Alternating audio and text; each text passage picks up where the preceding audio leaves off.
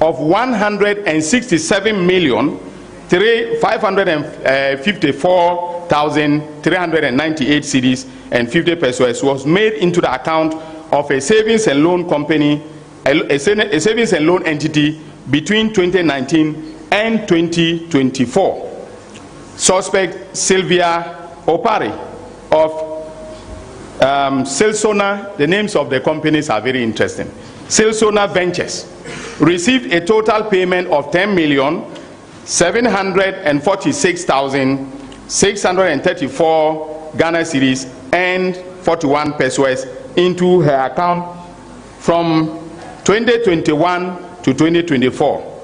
So Jacob Yosin of Inyasampo Ventures received a total payment of 19,199,638 Ghana cedis and 57 pesos into his account from 2021 to 2024.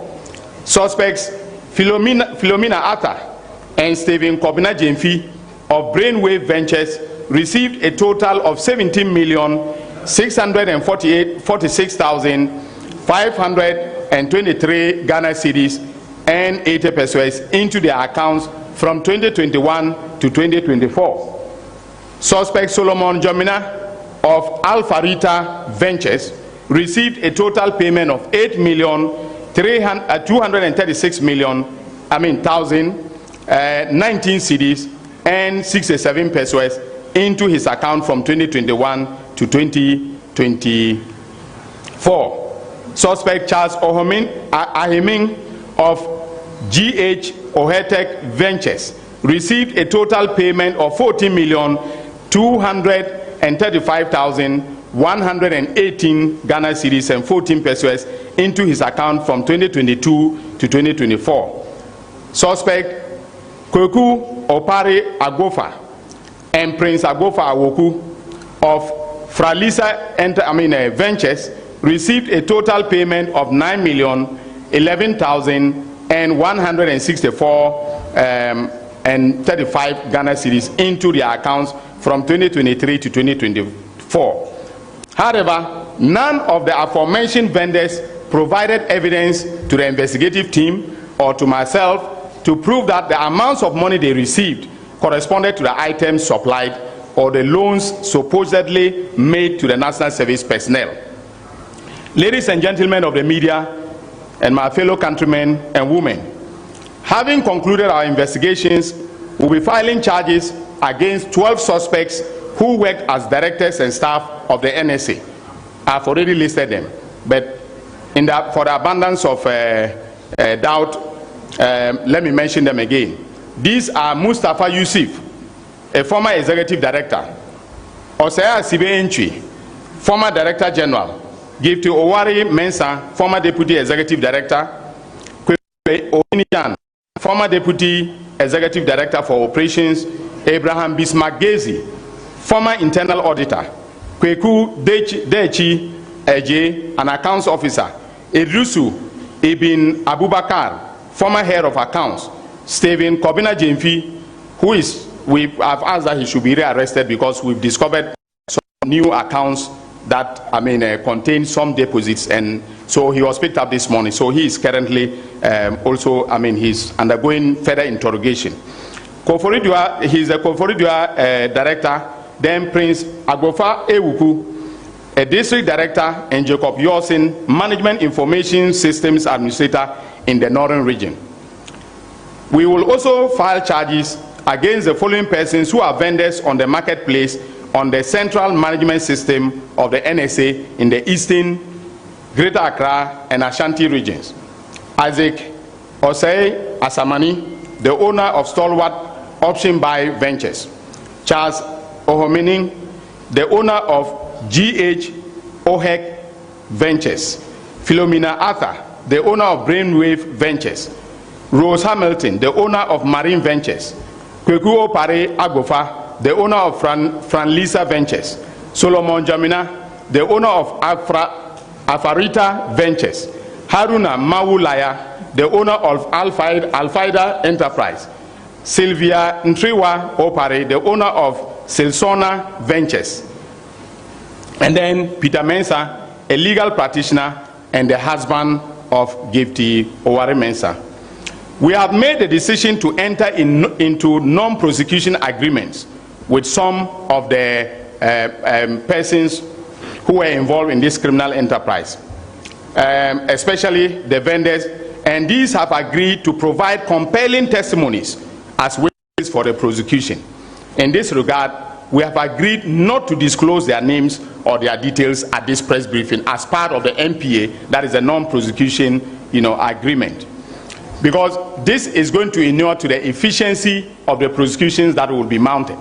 And in every prosecutorial decision making, we have the discretion to take decisions that will inure to the benefit of the Republic. And we have decided in the office, together with the investigators, that some of the marketplace vendors and some other directors and staff who came to us may be serving as prosecution witnesses. Some of them offered to be prosecution witnesses, and we rejected their offers. They came, met with my deputy, we evaluated the evidence and thought that it will be inimical to the entire prosecutorial enterprise if we accepted their their offers to serve as prosecution witness. So given the numbers that we're offering to serve as witnesses, it can tell you where we are headed with this investigation. And when the trial starts, with this prosecution, when the trial starts, you'll get to know the evidence that we have meticulously gathered from February, when I took over the oral report and handed them over to NIB, to the present. Having provided this factual background, our position is clear that these persons are reasonably suspected to have committed crimes and shall be charged accordingly with the following crimes: stealing, contrary to section 1241 of the Criminal Offences Act 1960, Act 29. Conspiracy to steal, contrary to sections 23(1) and 124(1) of the Criminal and Other Offences Act. Willfully causing financial loss to the state, contrary to section 179A(3)(a) of the Criminal and Other Offences Act. Using public office for profit, contrary to section 179CA of the Criminal and Other Offences Act. Obtaining public property by false statements, contrary to section 5 of the Public Property Protection Decree 1977, SMC 140. Money laundering, contrary to section 1 subsection 2C of the Anti-Money Laundering Act 2020, Act 1044. And conspiracy to commit money laundering, contrary to section 3 of the Anti-Money Laundering Act 2020, Act 1020. In conclusion, ladies and gentlemen, as part of the oral agenda, I have ordered that a comprehensive investigation of the assets of these persons be conducted. That investigation is ongoing, and we shall be pursuing the suspect to retrieve funds attributable to them and assets they have acquired using those funds. So I want to thank you very much once again for covering this press conference. God bless you.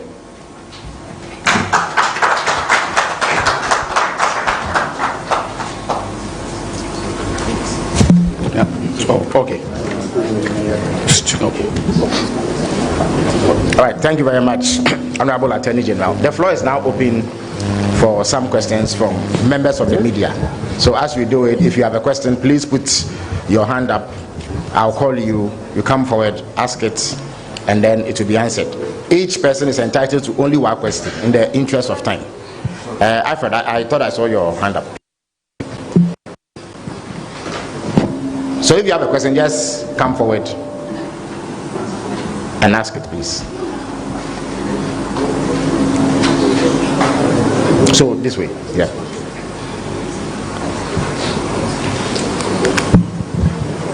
Please come. Yeah, please go ahead. Thank you. My name is Alfred Okanse. I work with Media Journal, TV3, I need 3 to step FM. forward so that the Okay. can come. First off, you earlier mentioned at the previous conference that there was a member of parliament who was contracted to, as it were, kill the story of this NSS scandal in the media. Any updates on that said member of parliament? Because I didn't hear anything in this updates that you gave. And the second one is that I get the point that you have put together all of these persons as well. Any indication of when prosecution will start? Thank you. Thank you very much, Alfred. There was a second gentleman. Yes, please go ahead. Please step forward. All right. My name is Job Kwabena Laboja. I work with the Tobinco Media Group, Bullet TV. Alfred asked my first question, which has to do with when are we going to see them being charged. And my concern is the mode of operation by the current Attorney General, which is your office. Many have argued that why come out to tell us all this when you can just go to court and then come and tell us what they have been charged with, and then we can all have confidence that we are really committed to dealing with this matter. That if you can respond to that for us. Thank you. Right. Thank you very much. Are there any other questions, please? All right, please step forward, anybody who has a question. In the interest of time, we need to manage it.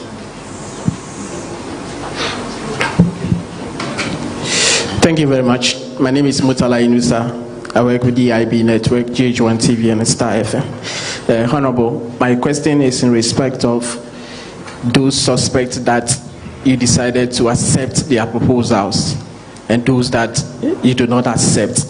What specific criteria goes into whose offer do you accept and whose offer do you reject? Thank you. Thank you very much. My name is Joyce Danso. I write for the Ghana News Agency.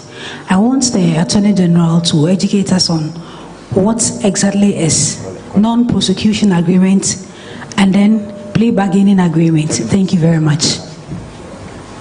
All right, thank you very much.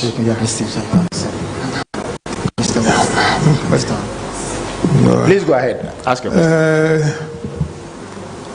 Thank you for your brilliant presentation. To be very honest, if I knew this program, a national service, I wouldn't have struggled all the way from 25 to this place. But I came here purposely because of what was published on oral. We have, as an organization, made a petition to oral and written a letter to you. My name is Solomon Kwaukume. Excuse me, sir. If it is not related to national service, I would ask you to hold on. After this session, the Attorney General will grant you audience to listen to the specific petition that you have so that we can use the time judiciously. Thank you very much. Yeah. You may resume your seats. Okay. Yeah. All right, so we'll take one last question in this round, after which the Attorney General will provide answers. Please help me. Thank you very much. My name is Jude Duncan from CTFM Channel 1 TV. In February this year, the President mentioned that the assets of suspects in the National Service scandal had been frozen. In this very press briefing, you mentioned that their assets will be, sort of monitored. Your conclusion. I want updates as to whether indeed their assets have been frozen or whether they are still